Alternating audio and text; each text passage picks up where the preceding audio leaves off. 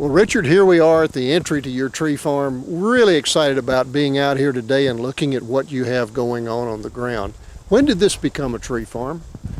We were first certified in the year 2001. Okay, and why did you decide that you wanted to have a tree farm? I think I came through it quite naturally with what my grandmother and my Uncle John, who lived here, had started. But after the cattle business went south, there's a cycle to the cow business. It appeared to us that we needed something more stable, and it's a good way to use the land. We already had some good trees, and now we have better trees. I met the consulting forester that my dad and my uncle used, and through his encouragement and with the district forester from Texas Forest Service, combined information from both of them, it seemed like something that we ought to look at. And once we did, we realized that we were better if we joined hands with people that knew what they were doing and could encourage us and show us how to do it and tell us the important answers to what and when. For what is a very good question. You know, there was a lot of things we didn't have the information on and didn't understand, and so they answered that question. The when became much more important afterwards, to know when to thin or when to plant, and so it was valuable to us. It was something we didn't have, and so the portfolio that we developed on the varieties of trees we have has just improved drastically. It just made good sense to become a tree farmer and join hands with those people instead of trying to do it as our forefathers did, and the onesie-twosies, one at a time. And maybe they had good results and maybe they didn't. Collectively, we've done much better, and we're glad we have. It's proven to be the best choice that we could have made. Well, I am looking forward to going out and seeing how you played those choices out on the land and put them into practice. So with that, why don't we pack up and go take a look at your farm? Okay, we will. Thank you. Thank you. Well, Richard, we're out on your farmland here, on your tree farm, and you do a lot of things on the tree farm. One of them is what we see right here in the area that we're standing in and behind us. Why don't you tell us a little bit about what you're doing here as a part of your overall operation? Okay. This part right here has a power line going through it, and it's the only power line that feeds the entire town of Frankston, so it's a very important power line. But we've taken advantage of this right-of-way that they keep open by planting a food plot here. Okay. We plant oats, buck forage oats, and then we've planted this clover, which is, you can see, has already gone to seed. This is arrowleaf clover. It's Apache arrowleaf clover, which is resistant to a virus that killed most all arrowleaf clovers off in East Texas. But this one is very prolific. It gets up about knee high. The deer absolutely love it, and it is for the deer. It makes food available from the middle of February until the 1st of June. Wow. Then it starts blooming, and then it goes to seed. Okay. So we try to maintain that annually. We don't have to replant it. It's more of it makes a lot of seed. That's good. So low maintenance, high productivity. Absolutely. I would, if somebody wanted to have something for deer, I would highly recommend this clover. Okay. Arrowleaf clover, but it has to be the Apache variety, which was developed at the research center at Overton. Oh, all right. Well, and so one of the things you do here on your tree farm, since that's what we're out here looking at today, but is you do wildlife management, looks like fairly intensely. We do. We have hunters that come here and hunt with us, and my family hunts also. We have 6 hunters, and so we have deer stands and deer feeders and deer blinds, and we keep about 2% of the total acreage in food plot year-round. Mm-hmm. So that we have fall plantings, we have spring plantings as well with iron and clay peas, which I hope to show you a little later. Okay, well, look forward to seeing that. Okay. Are there any obstacles that you have met out here on the place? We'll probably talk about that elsewhere too, but things that concerned you at the time? We have a lot of challenges, both man-made and nature. The man-made, for instance, being this right-of-way, constant people coming and going, We also have behind us, and in front of me right out there, is the natural gas pipeline that came through. And it came through exactly through the edge of our pine plantation. Always. Right at the time that we were going to do a thinning, they took out more acreage than they needed for work zones, which they actually never used. They took out 10 acres total, and the actual pipeline only covers 4. So we took advantage of that to replant along the edges of the gas pipeline. And the challenge there has also been that we've had, because of the Mother Nature, the lack of rainfall, the drought that we're continuously in for a few years more, I understand, we've had to replant or interplant from the initial planting. And so the nicer, taller trees are 3 years of age. We have some that are 2 years of age, and then we have some that were planted more recently. And fortunately, we've had good rainfall this year, and it looks like those are going to make it. I hope they do. I hope they do. I bet. And we have a lot of invasive species here as well. Mm-hmm. Later, we'll get down into the bottom, and I'll show you where we have a program that we're doing with NRCS on the riparian zone along the edges of that creek bottom to try to get a grasp and control the Chinese tallow trees that have moved in on us, as well as trifoliate orange and the privet hedge. So those are some things that my grandparents and my great-grandparents never heard of and didn't have to deal with. We have a lot of things from China that apparently are not the best, I think, most of which is the Chinese tallow, the Chinese privet hedge, and the China berry trees. They're very prolific, and they have to be constantly kept in check. It's not a matter of elimination. It's very much like the beaver problem we have. We have probably well over 100 acres at all times under a beaver marsh, but we try to manage those. And we try to we're managing these trees, we're managing the wild hog population. We've had to replant where hogs have moved in and completely destroyed the pine seedlings that we've put out. Yeah. So we have a lot of challenges. We're trying to meet those as best we can, not the least of which is time and money. I retired 3 years ago, so I have more time to spend to it. My income is not what it was, and it's a challenge also. I'll tell you this, the income from these trees, when we're able to sell these trees, we have to be very thrifty with that money. We have to be frugal and make sacrifices so that we can have it and utilize it and maintain a living and a lifestyle. So there are a lot of challenges to being a tree farmer. So you can't go to sleep on the job. Haven't been able to yet. That's true. Well, good. Why don't we go somewhere else on your place and let's take a look at some of the other things that you have going on. Maybe some of those you've talked about, okay, and some we haven't talked about Okay, yet. good. Thank you. Well, Richard, we've traveled around a good deal on your place today, and we've seen some mature forest stands, we've seen hardwoods, we have seen wildlife food plots, and this little plantation right here, why don't you tell us about it? Okay. Well, I'm the 4th generation to be on this property, to live here on this property, and I'm told that this particular place right here is being in a creek bottom is where the hay used to be cut for the animals to carry through the winter. So the soil is much better here even before the advent of commercial fertilizer. So these pines here will do better than up on the hillsides. These taller pines are a year old. The shorter ones are some that we interplanted.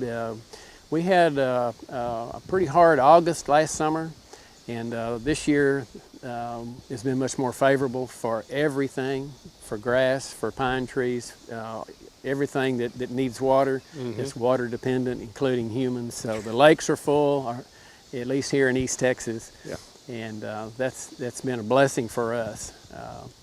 So what you see here, the pines were planted in rows with machine, and they've done quite well. We did do a spray last year, and then we've come back and done it again to knock down the competition so that they can fare much better than had we not done that.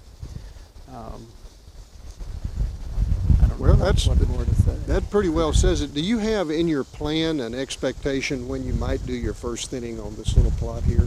You know, if we can get good rainfall, I would say maybe in the next 12 or 13 years. Mm-hmm. If not, probably 15 to 17 years. Okay. This was a cattle operation.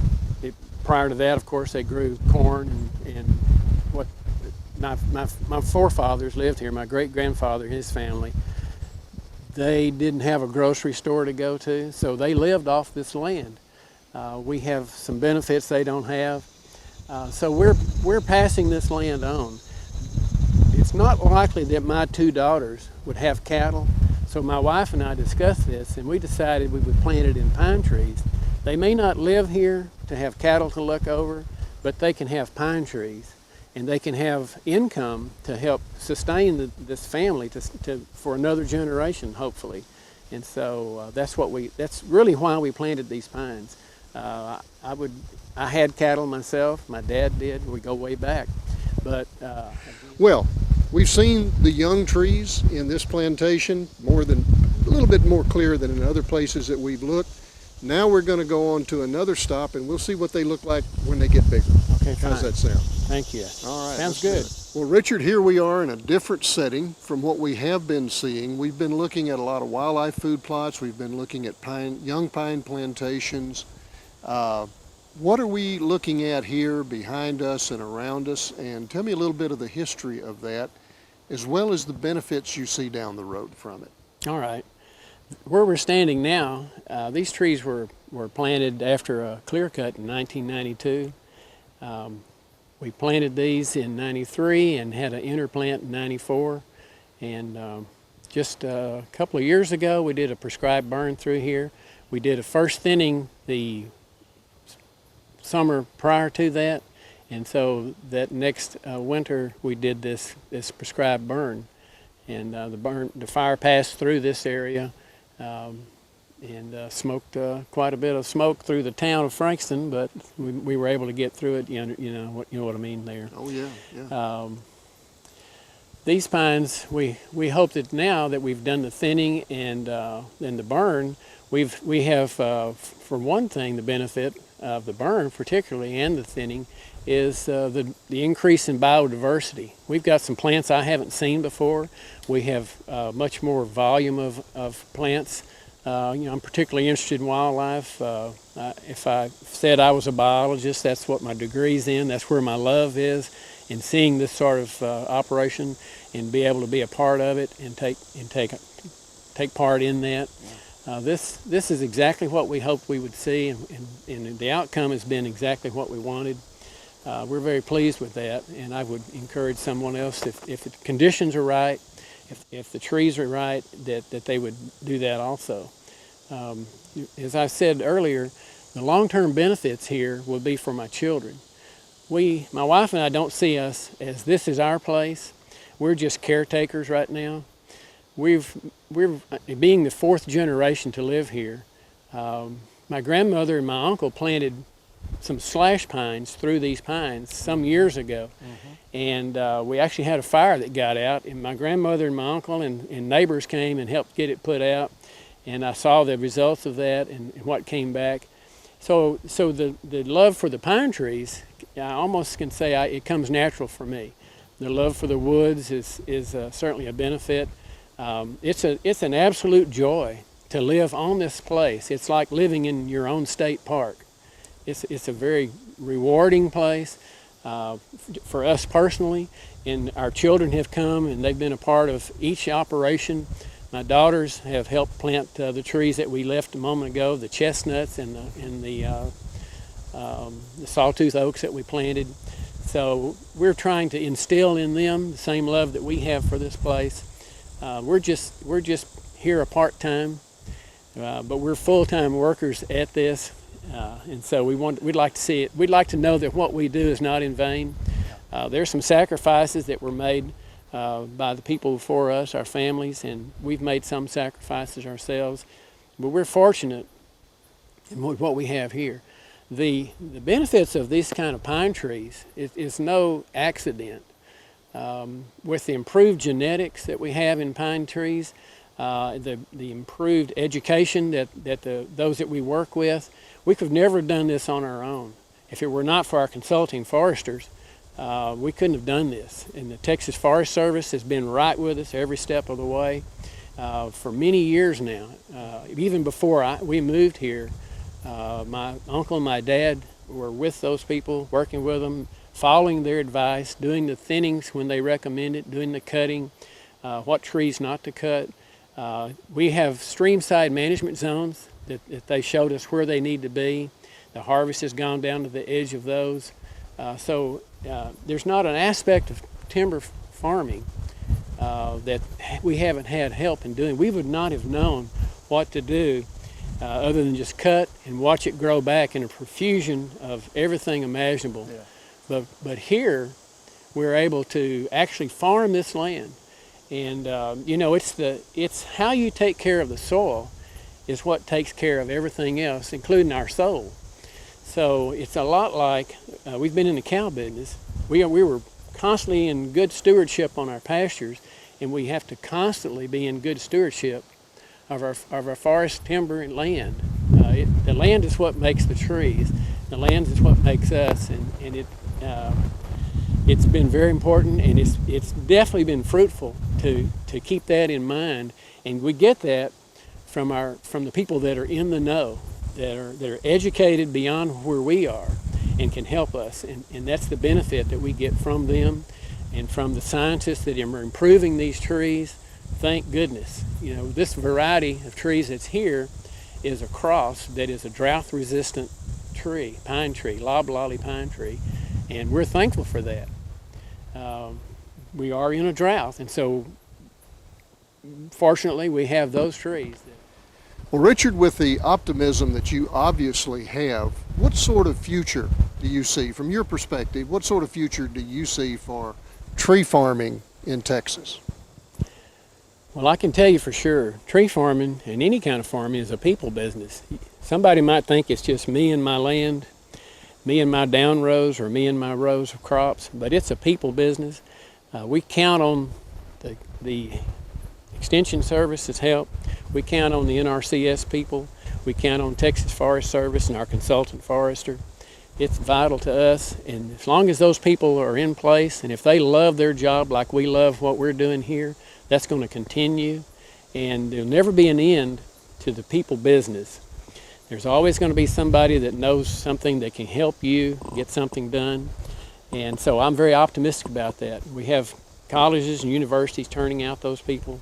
The scientists that I mentioned about the genetics, improved genetics of the trees. One of the things that's very important to us is whether our children follow this. As long as we can keep our children involved and they catch the star, the dream that we have for this place, I think that'll continue. But it's very important that you plant those seeds early, just like on these trees. Mm-hmm. Very important. Well, thank you, Richard. We have enjoyed being out on your farm, and we'll look forward to seeing how it grows in the future. Thank you very much. Look forward to hearing more from you. Okay. Thank you. You bet.